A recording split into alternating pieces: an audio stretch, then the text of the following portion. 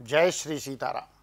स्वागत है आपका हमारे YouTube चैनल पर, जहां पर हम हर महीने आपके लिए लेकर आते हैं मासिक राशि फल का विस्तृत विश्लेषण।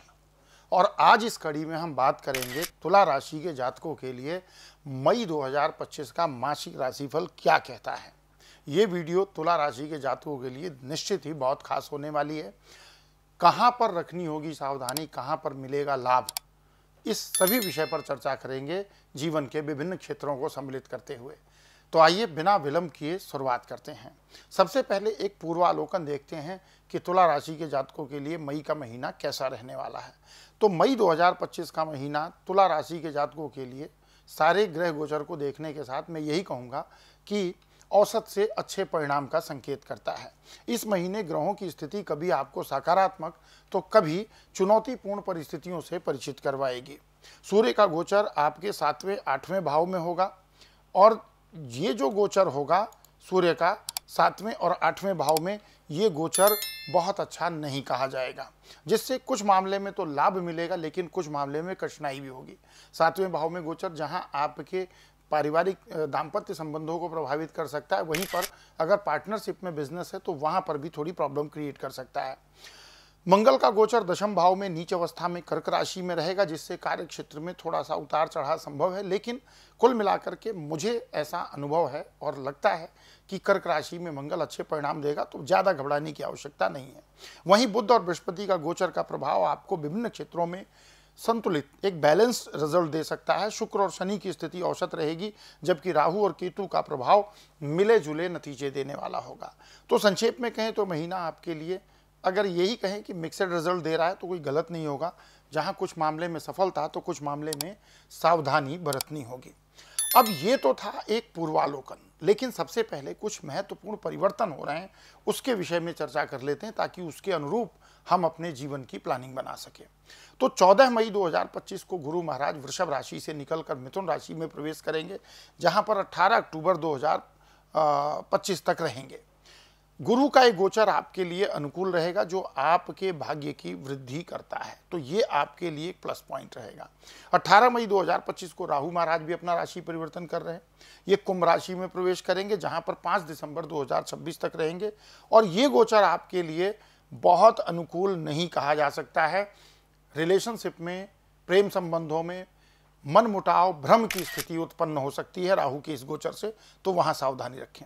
बात करें शनि महाराज की, तो 29 मार्च 2025 को शनि महाराज ऑलरेडी अपना राशि परिवर्तन कर चुके हैं और ये वर्तमान समय में मीन राशि में, जहां पर 3 जून 2027 तक रहेंगे। और शनि का ये गोचर आपके लिए ऐसा गोचर है जो जीवन के विभिन्न क्षेत्रों में स्टेबिलिटी को इंडिकेट करता है, विशेष करके प्रोफेशनल लाइफ को, नौकरी को, बिजनेस को लेकर के शनि महाराज की ब्लेसिंग आपको बहुत अच्छी मिल रही है। इस बात को नोट कर लीजिएगा। तो तुला राशि वालों के लिए तो ये राशिफल विशेष रूप से बहुत महत्वपूर्ण रखता है। अब हम सबसे पहले विस्तृत चर्चा करेंगे, क्योंकि हमने ग्रह गोचर की बात कर लिया, तो सबसे पहले चर्चा करते हैं करियर और बिजनेस को लेकर तुला राशि के जातकों के लिए स्थिति कैसी रहने वाली है। इस महीने करियर के क्षेत्र में थोड़ी सी सतर्कता बरतने की आवश्यकता है। मंगल के दशम भाव में नीच राशि में होने से कार्य क्षेत्र में थोड़ा सा उतार चढ़ाव मिलेगा, लेकिन मैक्सिमम रिजल्ट आपको अच्छे मिलेंगे। व्यापारियों को अधिक जोश में आकर कोई बड़ा निर्णय नहीं लेना चाहिए कि अरे नहीं चलता है, कर लेंगे, ऐसा नहीं। थोड़ा सा सावधानी रखने की आवश्यकता है। कोई भी बड़ा निर्णय लेने से बचने की आवश्यकता है। भावनाओं में बहकर अगर व्यापारी वर्ग इस समय पर निर्णय लेगा तो परिणाम बहुत अच्छा नहीं रहेगा। नौकरी पेशा लोगों को वरिष्ठ अधिकारियों के साथ तालमेल बिठाने में दिक्कत आ सकती है। सूर्य की स्थिति इस प्रकार से है। सहकर्मी आपकी तरक्की में बाधा डाल सकते हैं, इसलिए सतर्क रहें। फील्ड वर्क करने वाले जातकों को कार्य में अधिक ध्यान देने की आवश्यकता होगी। मेहनत करने पर भी अपेक्षित परिणाम में हो सकता है थोड़ा सा विलंब हो। व्यापारिक यात्राओं के दौरान, बिजनेस ट्रिप के दौरान सावधानी बरतें और किसी भी दस्तावेज को बिना पढ़े हस्ताक्षर ना करें जब तक पूरी तरह संतुष्ट ना हो जाएं। महीने के दूसरे हिस्से में बृहस्पति का प्रभाव कार्य क्षेत्र में सुधार लाने में मदद करेगा, इसलिए धैर्य बनाए रखें और योजनाबद्ध तरीके से आगे बढ़ें। अब बात करते हैं कि तुला राशि के जातकों के लिए इकोनॉमिक कंडीशन यानी आर्थिक स्थिति कैसी रहेगी। आर्थिक दृष्टि से ये महीना थोड़ा सा फ्लक्चुएशन वाला है। महीने के पहले हिस्से में सूर्य के उच्च भाव में होने से आर्थिक लाभ तो मिल सकता है बिजनेस से, हालांकि वहां पर अगर पार्टनरशिप में बिजनेस है तो थोड़ी सी सावधानी रखनी होगी। लेकिन महीने के दूसरे हिस्से में सूर्य अष्टम भाव में प्रवेश कर जाएंगे, जिससे आपके लाभ कुछ कम हो सकते हैं या कुछ रुकावट उत्पन्न हो सकती है। मंगल की नीच स्थिति के कारण खर्चों में बढ़ोतरी हो सकती है। इस महीने निवेश से बचें और पैसों की बचत पर आपको ध्यान देना चाहिए। यदि कोई इकोनॉमिक प्लानिंग क्रिएट कर रहे हैं, आर्थिक योजना बना रहे हैं, तो वरिष्ठ लोगों की जिनको अनुभव हो उनसे सलाह आपको लेनी चाहिए। बृहस्पति के सकारात्मक प्रभाव से महीने के दूसरे हिस्से में थोड़ी सी फ्लेक्सिबिलिटी बनेगी गुरु के आशीर्वाद के चलते, क्योंकि गुरु वहां से एक ऐसी स्थिति में आ जाएंगे जहां से आपके लिए महत्वपूर्ण भाव को अपना शुभ आशीर्वाद देते हैं। बात करें हेल्थ को लेकर के, तो शुक्र उच्च अवस्था में होगा, लेकिन छठे भाव में होने के कारण कुछ स्वास्थ्य संबंधी समस्याएं उत्पन्न कर सकता है। महीने के पहले हिस्से में आपकी एनर्जी लेवल तो बहुत अच्छा रहेगा, लेकिन दूसरे हिस्से में आप थोड़ा सा थकान और कमजोरी अनुभव कर सकते हैं। हृदय और रक्तचाप से संबंधित समस्याएं आपको परेशान कर सकती हैं, वहां पर थोड़ी सी सावधानी रखनी होगी। समय पर चिकित्सीय उपचार और सलाह आपके लिए जरूरी है। बात करें प्रेम और वैवाहिक जीवन को लेकर के, तुला राशि के जातकों के लिए ग्रह गोचर क्या कहते हैं। पंचम भाव का स्वामी शनि अनुकूल रहेगा, लेकिन कभी कभी रिश्तों में आप थोड़ा सा इग्नोरेंस फील कर सकते हैं, रिश्तों में थोड़ा सा एक्साइटमेंट की कमी का अनुभव कर सकते हैं। मंगल की अष्टम दृष्टि के कारण, क्योंकि मंगल की अष्टम दृष्टि आपके पंचम भाव पर पड़ेगी, प्रेमी युगलों के भीतर यानी जो लोग आपस में प्रेम संबंध में हैं, रिलेशनशिप में हैं, वहाँ थोड़ी सी तकरार हो सकती है। महीने के दूसरे हिस्से में बृहस्पति का सकारात्मक प्रभाव आपके प्रेम संबंध को मजबूत करने में हेल्प देगा, क्योंकि वहाँ से बृहस्पति की दृष्टि आपकी जन्म कुंडली के पंचम भाव पर होगी। विवाह योग्य जातकों के लिए महीना थोड़ा सा चुनौतीपूर्ण हो सकता है, लेकिन दूसरे हिस्से में विवाह प्रस्ताव में तेजी आ सकती है। क्यों आएगी तेजी? क्योंकि 14 मई के बाद देवगुरु बृहस्पति की दृष्टि पंचम भाव पर होगी, और पंचम भाव प्री मैरिज रिचुअल हाउस भी कंसिडर किया जाता है, विवाह से पहले की घटनाएं।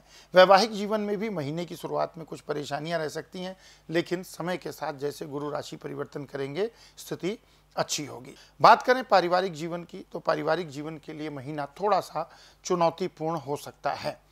मंगल की नीच स्थिति परिवार में मतभेद उत्पन्न कर सकती है।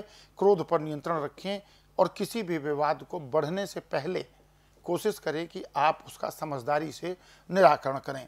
बृहस्पति का प्रभाव बुजुर्गों की मदद से पारिवारिक समस्याओं को सुलझाने में सहायक होगा, क्योंकि गुरु की स्थिति ऐसी आएगी जहां से गुरु की ब्लेसिंग आपको मिलेगी, और ऐसे में अगर परिवार के बड़े सदस्यों को लेकर के किसी विवाद को सुलझाने की पहल करेंगे तो वहां पर आपको लाभ मिलेगा। भाई बहनों के साथ किसी बात को लेकर मनमुटाव की स्थिति बन सकती है, लेकिन समस्या का हल भी बातचीत से ही निकलेगा, तो विवाद करने के बजाय समझौते की टेबल पर बैठना ज़्यादा अच्छा होगा।